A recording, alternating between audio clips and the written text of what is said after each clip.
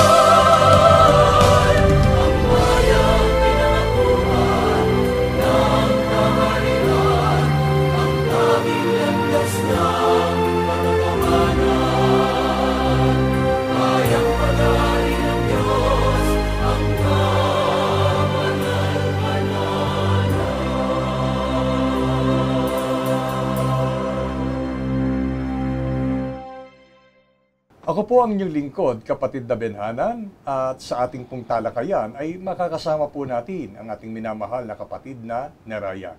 Kapayapaan po, kapatid na Neraya. Kapayapaan din pong sumainyo, kapatid na Benhanan, at kapayapaan po sa lahat ng aming mga mahal na taga-subaybay ng programang ito na ang Kabanal-Banalan. Mga giliw naming mga taga-subaybay, isang napakahalagang paksa po uli ang sa atin po ay inihanda upang atin pong dinggin at lubos na maalaman natin at maunawaan natin ang mga banal na kalooban ng ating Panginoon. Ibig ko pong itanong sa ating mga sarili na kailan po ba natin huling narinig ang mga banal na kalooban ng Panginoon? At sa atin po bang pakikinig ng mga kalooban ng Panginoon, lalo na sa pamamagitan po ng pagsubaybay natin sa programang ito, naroon po ba yung lubos na pagkaunawa, na inuunawa po ba natin ang banal na kalooban ng ating Panginoon? Ito'y isang pagsusulit sa atin pong mga kalooban na dinadama natin sa ating pong sarili, ano na nga ba ang naunawaan ko sa mga banal na kalooban ng Panginoon? Ang paksa po natin ay mayroong pamagat na unawain natin kung ano po ang kalooban ng ating Panginoon. Sa ating pagpapasimula, ano po ba kapatid na Neraya sa larangan ng pakikipagkapwa-tao natin na kung saan ay nakikisalamuha tayo sa ating kapwa? Madalas ay nagkukwento sila sa atin, ano po ba ang karaniwang nais ng tao sa ganitong larangan ng pakikipagkapwa-tao? Ang sagot po ng Biblia, mababasa po natin sa isang pangyayari na nasulat sa Aklat ng Job, Kapitulo 13, versikulo 6. Sa salin po ng Biblia ang Revised Tagalog Popular Version. Pakibasa niyo po, kapatid na Benhanan. Pakinggan ninyo ngayon ang aking sasabihin, at ang aking panig ay inyong unawain. Ang sagot po na ito ay napakatiyak. Ito po ay isang tagpo o pangyayari sa panahon ni Job na kung saan dinalaw siya ng 3 kaibigan niya at nagkaroon sila ng pagsasang-usapan at pagpapayuhan sa isa't isa tungkol sa naging kanyang kalagayan. At may mga pagkakataon na nagiging mali ang pagtingin ng kanyang mga kaibigan kung bakit niya naranasan yung ganong katinding mga pangyayari. Katulad ng pagkakaroon ng malubhang sakit o karamdaman, ang pagkamatay ng kanyang mga mahal sa buhay at ang pagkalugi ng kanyang mga pinagmumulan ng kanyang pinagkakakitaan. So ang punto po ay sa pagsasang-usapan yon ay nagsalita si Job at sinabi, pakinggan ninyo ngayon ang aking sasabihin at ang aking panig ay inyong unawain. Kaya nasabi po ito ni Job kasi gusto nung mga kaibigan niya, sila yung nagsasalita, sila yung pinapakinggan, at sila yung unawain at tanggapin kung ano yung sinasabi. So, ganyan po ang karaniwan. At nangyayari din po yan. Kaya ang buwelta ni Job sa kanyang mga kaibigan, Sa halip na pakinggan ko pa kayo, nawain ko yung sinasabi ninyo, ang dapat anya ay kayo ang makinig sa aking sasabihin. At kung ano yung aking panig o side ay inyong unawain. So pareho lang din po ng kalooban. So ganyan po talaga. Mas gusto po ng tao na sa halip na siya yung nakikinig, siya yung pinakikinggan. At sa halip na siya yung umuunawa, ang gusto po ng tao, siya yung unawain yung kanyang panig. At ito pong kinaugalian ng mga tao sa paraan ng pakikipag-usap at pakikipagkapwa-tao, ganito rin ang gusto ng tao na maging paraan ng kanyang pakikitungo sa Diyos at pakikitungo ng Diyos sa kanya. Na sa halip na unawain niya kung ano yung sinasabi ng Diyos, ang tao ang nagsasabi kung ano yung gusto niya sa Diyos.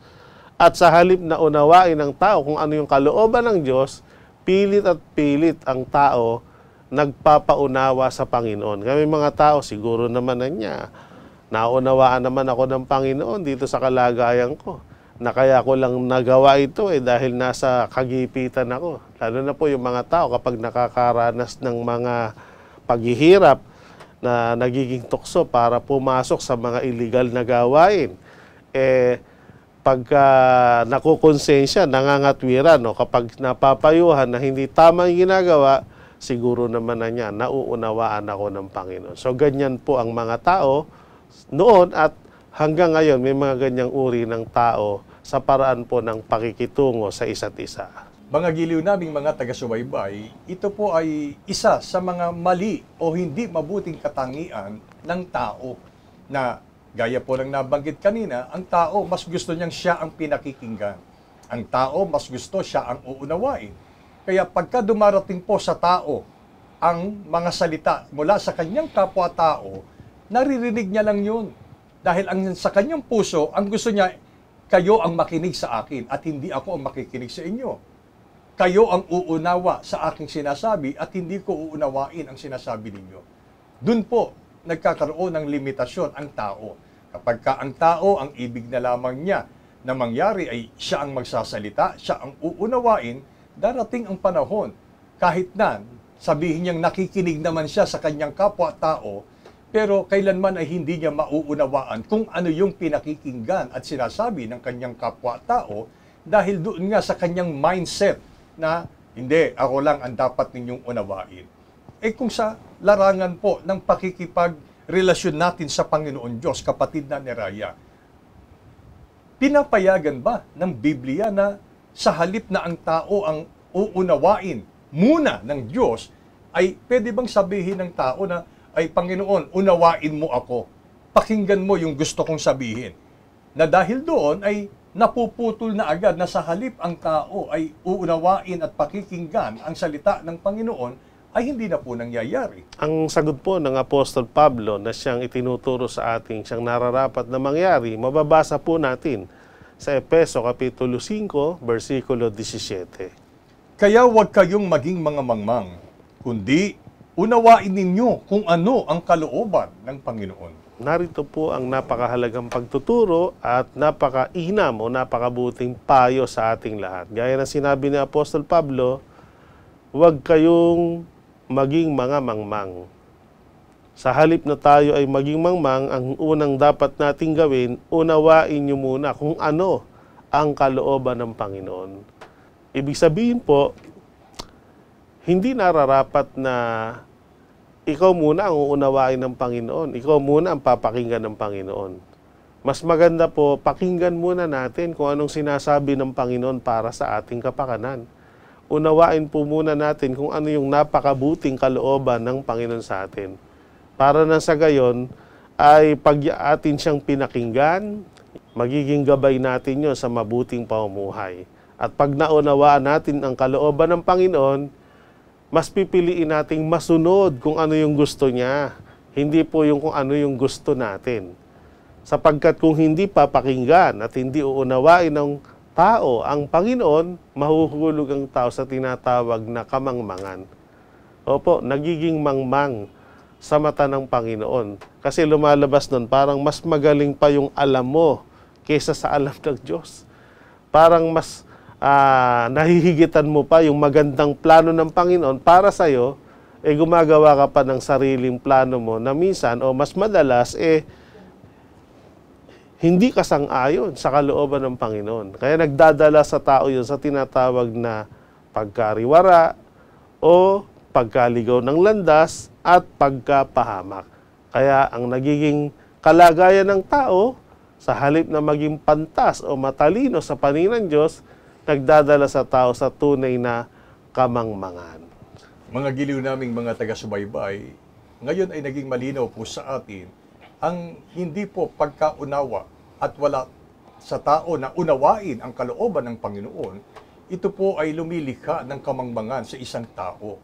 At hindi po yan ang ibig ng Panginoon sapagkat samantalang ang tao, inuunawa niya ang kalooban ng Panginoon sa pamamagitan ng kanyang pakikinig ng mga banal na salita ng Panginoon, ang tao po ay unti-unting nagiging pantas sa harap ng Diyos. At ito po ay isang hamon sa atin na bantayan natin sa atin pong mga sarili. At tinitiyak ko po, samantalang nauunawaan natin ang kalooban ng Panginoon sa paraang ito ay atin pong ginagawa, magkakaroon ng isang kalooban sa ating puso na lalo pa nating alamin at hangarin na unawain ano pa ang mga kalooban ng ating Panginoon. Yan po ang isang bagay na tinitiyak po sa atin ng mga pagtuturong ito mula sa banal na kasulatan tungkol sa kalooban ng Panginoon, kapatid na Neraya. Ano po ba ang kanyang kalooban para sa atin bilang kanyang mga taong nilalang? Ang sagot po ng Apostol Pablo ay nasulat sa unang Tesalonica, Kapitulo 4, versikulo 3. Sapagkat ito ang kalooban ng Diyos, sa makatwid bagay ang inyong pagpapakabanal, na kayo'y magsiilag sa pakikiapid. Sa talata pong ito, maunawa natin na noon pa man ay itinuturo na ng mga kasangkapan ng Diyos sa maraming tao kung ano talaga ang napakabuting kalooban ng Panginoon para sa ating kapakanan ng mga taong nilikha ng Diyos. Gaya ng ating narinig, ang sabi ni Apostol Pablo sa kanyang sulat at isang uri para makapangaral sa mga tao, ito anya ang kalooban ng Diyos na dapat nating maunawaan sa makatid bagay ang inyong pagpapakabanal na kayo anya'y magsiilag sa pakikiapid. Opo, ang talagang nais sa ibang salita ng kalooban ng Diyos ay ito talaga yung gusto niya na pagtuon ng pansin ng tao at gusto niyang makitang maging paraan ng ating pamumuhay at pinapahalagahan natin na tayo ay magkaroon din ng kagustuhan na gustuhin natin kung ano yung gusto ng Diyos. At ito nga po yung tinatawag na pagpapakabanal. Ano po ba itong pagpapakabanal? May dalawang mukha po ito. Kapag sinabing pagpapakabanal, ito ay pag-iwas sa mga bagay na ikapagkakasala o pag-iwas sa mga salita, isip at gawaing masama. At ang isang side naman, pagsisikap na kung ano yung mabuti, kung ano yung nararapat, kung ano yung ikatitibay at bagay na kapakipakinabang, yun ay pag-ukulan natin ng panahon at pansin. Kaya pag sinabing pagpapakabanal, pag-iwas sa mga bagay na pagkakasala o magawang masama, at pagsasakatuparan naman ng gawang kabutihan. At sa talata, nagbigay ng isang halimbawa na masamang bagay na dapat ilagan o iwasan ng isang nagpapakabanal. Katulad na niya ng kasalanang pakikiapid. Yun ay isang masamang gawain na dapat iwasan para makapagbanal ka. Kasi hindi ka naman makapagbabanal kung gumagawa ka nga ng mabuti, hindi ka naman umiiwas sa masamang gawain. So alam naman natin, pag tinatalakay yung pakikiapid, katulad ng pagkakaroon ng bawal na relasyon. Halimbawa, ikaw ay isang pamilyadong tao na, nanliligaw ka pa o nagkakagusto ka pa o nakikipagrelasyon ka pa. Sa hindi mo asawa, mahuhulog ka sa kasalanang pakikiapid. Unawain natin yung kalooban ng Diyos at wag natin payagan kung ano yung gusto at kalooban natin ng mangyari para tayo po ay makapamuhay sa kabanalan. Tungkol po sa isang halimbawa, isa lamang halimbawa ito, isa sa mga maraming halimbawa na pwedeng sabihin po ang Biblia tungkol po sa mga bagay na dapat po nating iwasan upang tayo ay mabanal ay ang pakikiapid. Nabanggit nga ng kapatid na Neraya, ang isang taong mayroon ng asawa, kung siya po'y makikipagrelasyon sa iba pa na hindi niya asawa, yun po ay isang pakikiapid. At alam niyo po ba, ngayon ay laganap po ang kasalanan ito ng pakikiapid sapagkat tanggap po ng sanlibutan ito ang tinatawag na pakikipag-live-in. Kahit pa ang isang lalaki ay binata, ang isang babae ay dalaga, walang anumang pananagutan sa iba. At nagpasyang magsama bilang mag-asawa pero hindi po kasal, yan po ay nahuhulog sa pakikiapid. Alinsunod po sa pagtuturo ng Biblia. Kaya samantalang ang isang lalaki at babae na dalaga at binata na nagpasya, na sila'y magsama nang hindi pa po ikinakasal, sila po ay nagkakasala ng pakikiapid. At yan po ay isang bagay na dapat po nating ayusin sa atin pong pamumuhay.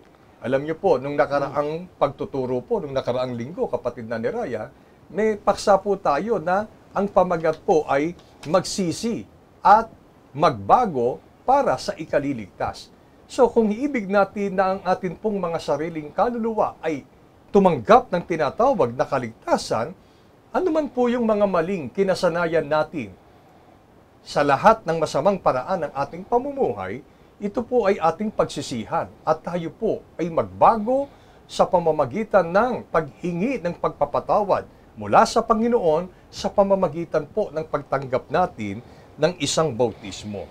Kapatid na Neraya, ano ang kailangang pag-uugali upang magawa natin ang pagpapakabanal na ito mismo ang kalooban ng Panginoon para sa atin na mga tao? Ang sagot po ng Biblia, mababasa po natin sa unang Pedro, Kapitulo 1, versikulo 14 hanggang 15. Nagaya ng mga anak na matalimahin, na huwag kayong mangag-asal na ayon sa inyong dating mga masasamang pita, nang kayo'y nasa kawalang kaalaman. Ngunit yamang banal ang sa inyo'y tumawag, ay mangagpakabanal naman kayo sa lahat ng paraan ng pamumuhay. Dahil nga po ang talagang kagustuhan o nais ng Diyos, ang kalooban niya para sa atin, ay mamuhay tayo sa pagpapakabanal. At ang paraan ng pagpapakabanal ay pag-iwas nga sa mga kasamaan at pagpili sa kung ano yung mabubuting bagay lang. Yun ang ating pagtuon ng pansin. Lalo na yung mabubuting bagay sa paningin ng Diyos, yung kanyang mga utos. Ang ugaling kailangan para magawa natin yan, maging gayaan niya tayo ng anak na matalimahin. Mahirapan tayong magbanal kapag matigas ang ating ulo. O kaya ipinipilit po natin yung ating sariling gusto. Kailangan maging yung obedience o yung pagkamasunurin. Lalo na po, ang pag-uukulan natin ito ay ang Panginoong Diyos na may likha sa atin. Kung bilang anak nga po ay dapat na maging matalimahin tayo sa ating mga magulang sa laman, lalong kailangan nating maging matalimahin sa ating espiritual na magulang, sa ating amang Diyos na nasa langit. At sa mga pangyayaring ating nasaksihan, karamihan po ng mga anak na masunurin o matalimahin sa kanilang mga magulang, napapanuto, napapabuti ang buhay. At yung mga anak naman na matitigas ang ulo, at sinusunod yung sariling gusto kumpara sa kagustuhan ng kanilang magulang, napapariwara po ang kanilang buhay. So, ganun din po sa spiritual. Spiritually, napapahamak ang kaluluwa ng tao kapag matigas ang kanyang ulo. Ayaw niyang magpasakop sa ibabaw ng kung ano yung kagustuhan ng Panginoon. Minsan ang tao ang sinusunod yung sariling gusto. Pero kung ang tao lamang po ay magiging mapagpasakop sa Panginoon, magiging gaya tayo ng anak na matalimahin o masunurin, magagawa po natin sa tulong ng Panginoon yung gusto niyang tayo po ay magpakabanal, makaiwas sa mga bagay na masasama, sa mga bagay ng pagkakasala, at maiukol natin ang ating pamumuhay sa kung ano po ang makakabuti lamang sa ating kapwa-tao at kung ano yung mabuti sa paningin ng ating Panginoon. At tatandaan po natin, yung ating amang Diyos ay banal. Kaya gusto niya po tayo magpakabanal sa lahat ng paraan ng ating pamumuhay para maging angkop tayo sa Kanya na kinikilala niya tayong Kanyang mga anak at kinikilala naman natin siya bilang ating spiritual na Ama. Sana mga giliw naming mga taga-subaybay ay hindi lamang po natin naririnig ang mga pagtuturong ito. Gaya po ng sinasabi ng paksang aralin, unawain natin ang kalooban ng Panginoon. At ang isa sa mga banal na kalooban ng Panginoon para sa atin ay unawain natin na tayo ay gaya ng anak na hinuhubog ng Panginoon sa pagiging masunurin o pagiging matalimahin. Sapagkat ibig ng ating Amang Diyos na kung siya ay banal, ang ibig niya sa atin na mga tao bilang kanyang mga anak ay maging banal din tayo sa harap ng Panginoon. At dapat yon ay laging nakatatak sa ating puso, iniingatan natin sa ganitong kaparaanan ay makakahakbang tayo at masusunod natin yung utos ng Panginoon, ang kalooban ng Panginoon na tayo'y magpakabanal sa lahat ng paraan ng ating pamumuhay. Kaya nga sabi ni Apostol Pablo sa kanyang sulat sa mga taga-Ebreo, kung marinig natin ang tinig ng Panginoon, huwag nating pagmatigasin ang ating puso. Naggaya ng iminumungkahi natin siya sa pagkagalit. Opo, kapag ka ang tao'y naging matigasin ang ulo, matigas ang puso, na hindi umuunawa at tumatanggap sa kalooban ng Panginoon, gaya ng itinutulak natin ang Panginoon para siya ay magalit sa atin. Kaya wag na wang mangyari ito sa atin na mga sumusubaybay ng programang ito, kundi kayo ay hinihikayat namin na magpakababa tayo sa harap ng Panginoon, unawain natin ang kanyang kalooban, at sa pagkaunawa natin ang kanyang banal na kalooban, ito ang mag-udyok sa atin upang baguhin natin ang naging masamang paraan ng ating pamumuhay at makatugon tayo sa kahingian ng Panginoon na pagpapakabanal nating mga tao. Kung ang tao mamaliitin niya ang kaloobang ito ng Panginoon na sinasabing kung siya'y banal, dapat tayo bilang mga tao ay maging banal din naman. Ano kaya ang kapalarang nawawala sa tao, kapatid na ni Raya? Tinalakay po ito ng Apostol Pablo sa Hebreo, Kapitulo 12, versikulo 14. Sundin ninyo ang kapayapaan sa lahat ng mga tao at ang pagpapakabanal na kung wala ito ay sino man ay di makakakita sa Panginoon. Narito po ang napakaganda sanang kapalaran na gusto ng Diyos na makita, maranasan ng mga tao na ang pangunahing kahingian niya ay ang pagpapakabanal. Kaya kung ang tao po ay iiwas sa pagpapakabanal, babaliwalain niya itong kalooban ng Diyos sa kanya o sa ating lahat na magpakabanal gaya ng Diyos na ating banal, ay wala yung napakagandang kapalarang makita, makasama natin ang Panginoon. Alam niyo po, ang Diyos ay Espiritu. Ang kanyang likas na kalagayan ay hindi nakikita. Pero gusto ng Diyos, makita siya ng kanyang mga anak. Kaya nga sabi sa Biblia, mapapalad yung mga taong may malinis ang puso, bunga ng pagpapakabanal, sapagkat darating ang panahon, makikita nila ang Diyos. Hindi lang makikita, makakasama natin ang Diyos. Na kung saan siya naroon, doon tayo. Asan ba ang ating Panginoon? Siya ay nasa langit upang ipaghanda tayo ng dakong kalalagyan. At sa takdang panahon ay babalik siya. At ang kanyang pangako kung saan siya naroon, doroon naman ang lingkod niya. Kaya kung talaga pong nasa puso natin at nasa kalooban natin, pagdating ng takdang panahon, ng paglisa natin sa mundo, ay ang kapalaran natin, makakasama natin ang Panginoon sa lalong magandang dako sa makatidbagay sa langit.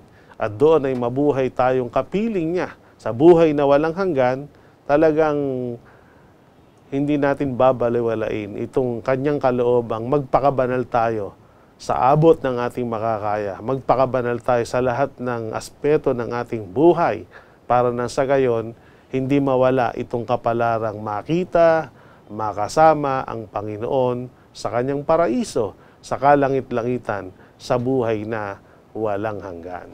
Mga giliw naming mga taga-subaybay, alam niyo po, may isang takda ang Panginoon na kailanman ay hindi maiiwasan ng tao. At ito ay ang tinatawag na kamatayan sa laman. Lahat ng tao ay mamamatay at pagkatapos ng kamatayang ito sa takdang panahon ay magkakaroon ng pagkabuhay na maguli. Mamili ka, mga giliw naming taga-subaybay. Ibig mo ba na sa pagkabuhay na mag-uli, ang makikita natin ay ang Panginoon? O ang makikita natin ay ang nakatakdang kaparusahang walang hanggang apoy na mas lalong kilala sa tawag na impyerno?